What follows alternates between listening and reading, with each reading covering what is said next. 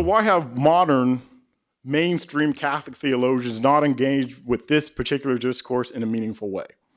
Especially since most of this information, again, is common knowledge. And I'm going to come back to this over and over again. The fact that this is common knowledge for historians, that there's really no reason or excuse for not knowing this information if you are a Catholic and you have a college education, or two, especially if you're a theologian, somebody who is fighting the good fight on behalf of the church.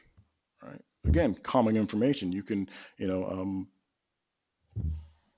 pick up any, go to any major library. I just was down at the Barnes & Noble here, the Yale bookstore, and at the very front, they have one of the great works of Professor Brian Davis, right?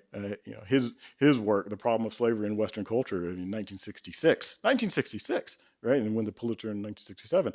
I mean, it talks about these issues, right? So, the time has passed where we can say, oh, well, we didn't know.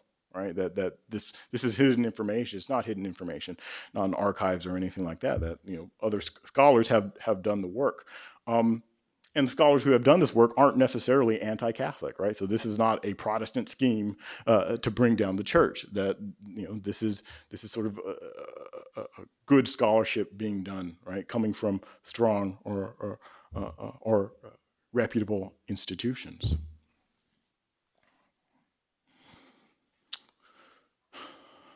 I think the problem with modern mainstream Catholic theology is that, like any other academic discipline, that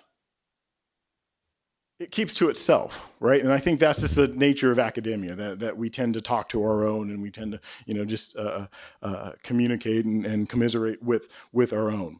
And after all, especially in terms of theology, who wouldn't want to fill their heads with, de Lubac and Balthazar and various encyclicals and liturgical minutia? I mean, that stuff is fun, right? Why talk about anything else when we can complain about this translation or that translation, right?